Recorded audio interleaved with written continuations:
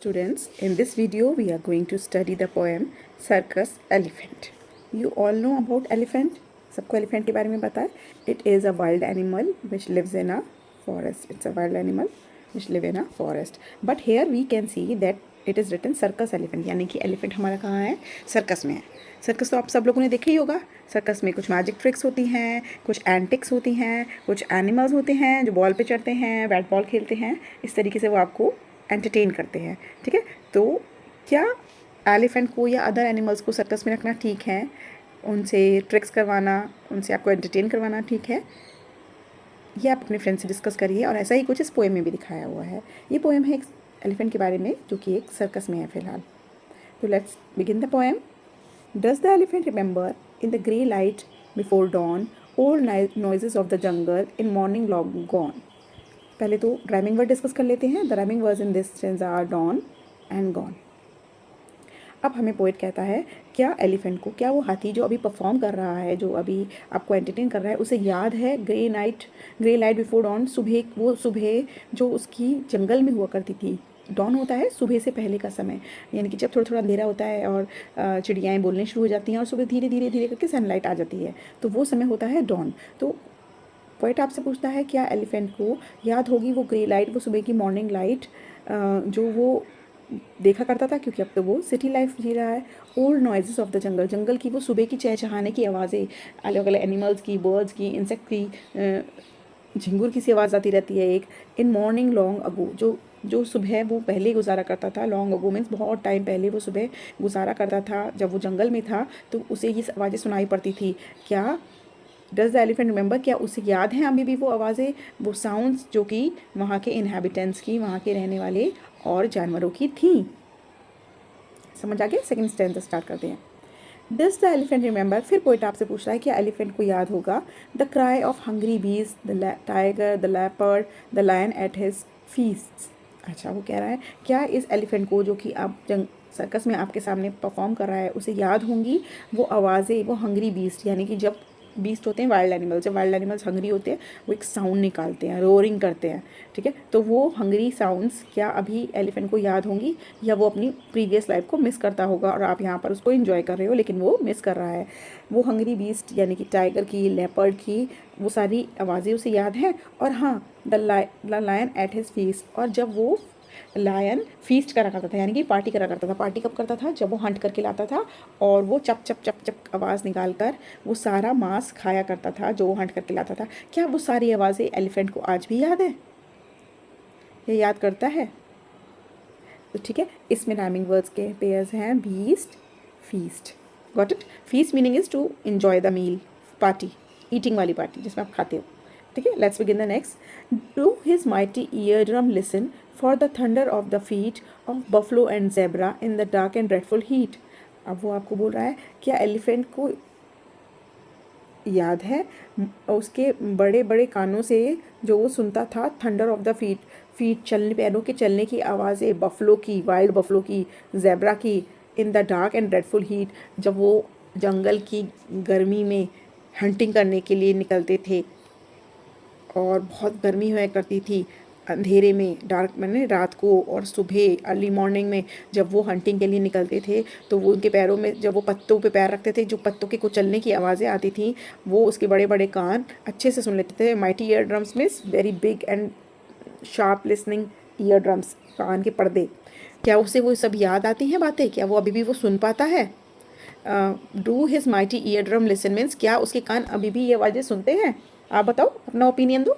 सुन पाते होंगे क्या? बिल्कुल भी नहीं, क्योंकि यहाँ तो वो ह्यूमंस के बीच में सिटी लाइफ में है और वो सर्कस में परफॉर्म करता है. ठीक है, ये सब चीज़ें उसने जंगल में देखी थी. Does his mighty remember his majesty means यहाँ पे उसे एक किंग की तरह ट्रीट किया गया है. क्या ये महाराजा अभी भी याद करते हैं या इन्हें याद है? Does he still himself and dream, क्या अभी भी वो इधर से उधर हिलता है सपने में और कुछ सपने देखा करता है? Of the long forgotten music, वो म्यूज़िक जो कि वो बहुत दिन पहले पीछे छोड़ा है, फॉरगॉटन माने जो छूट गया है. ऑफ अ फॉरगॉटन स्ट्रीम, और स्ट्रीम होती है पानी की धारा. जैसे अगर आप किसी भी वाइल्ड लाइफ सेंचुरी में जाओगे तो आप देखोगे कि सारे एनिमल्स ना पानी पीने नदी पे आते हैं. उनके घर में कोई वो थोड़ी फिल्टर की टैप ओपन किया, ग्लास लगाया, पी लिया, तो वो सारे जब भी प्यास सकते हैं तो स्ट्रीम पे आते हैं। स्ट्रीम यानी कि पानी, पानी जो वहाँ जंगलों में नदी के रूप में होता है, झरनों के रूप में होता है, तो वो कल कल कल कल आवाज़ जो आती है ना पानी की, तो वो कह रहा है क्या वो ये राजा, ये किंग, आज भी वो सब याद है उसे, उसका नींद में हिलना, सपने देखना, उसका वो बहुत पुराना म्यूज़िक जो छूट गया है, उसकी वो बहुत पुरानी स्ट्रीम पानी जहाँ पे वो पिया करता था, वो सारा म्यूज़िक वो अब उसे याद है या नहीं है? क्या वो अभी वो चीज़ें मिस करता है? हाँ जी, बिल्कुल करता होगा। आप अपने आप को इमेजिन कर लो, आपका चाइल्डहुड जहाँ पे बीत रहा है, यहाँ से आपको ले जाया जाए और आपको जंगल में छोड़ दिया जाए, तो आप कैसा फील करोगे?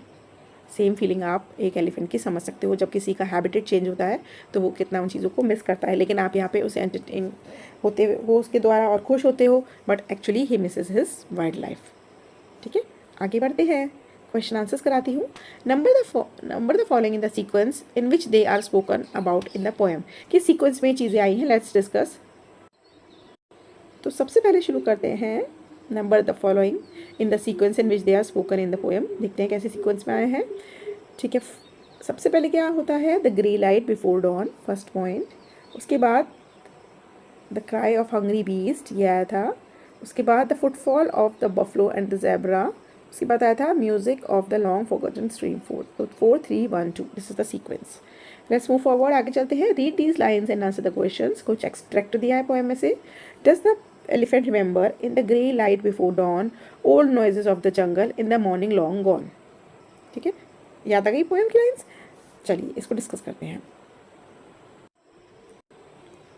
Where is the elephant? The, आप लिखिए मेरे साथ इसका answer.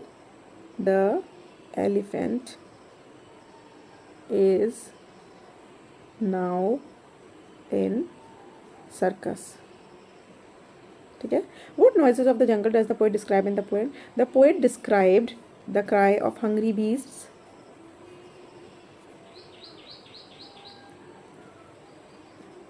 beasts like leopard and tiger, and the sound of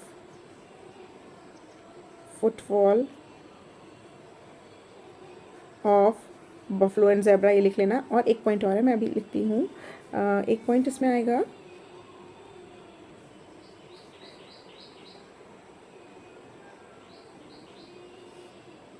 the music of the forgotten stream।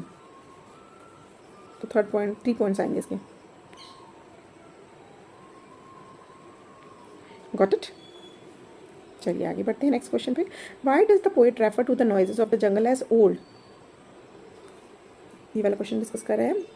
The poet referred, यहाँ से कर देना, the poet referred, double R E D कर देना, to the noises of the jungle as old because now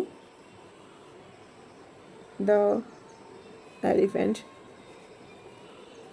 is in circus and he had heard those noises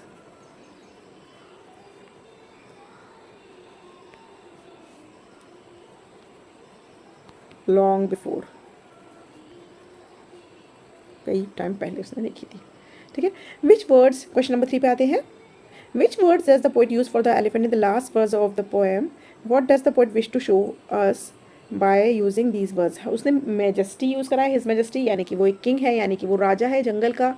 जंगल का राजा तो lion होता है, बट वो जंगल का रहने वाला है। his majestic here, ear drums use करा है उसने। This all show that the real place of the elephant is in jungle, he belongs to jungle. If the elephant could speak, what do you think he would say? If the elephant could speak, he would request us to take him back to his jungle.